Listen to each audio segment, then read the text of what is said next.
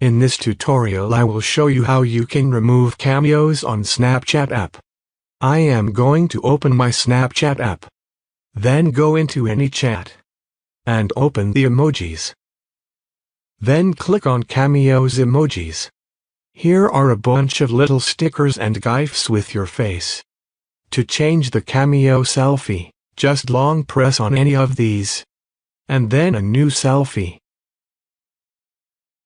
Here you can take a new selfie which will be used for your new Snapchat cameo. If you want to completely delete it, go back. Tap on your profile picture. Tap on the gear icon. Now tap on the Cameos option. Tap on this Clear My Cameo selfie.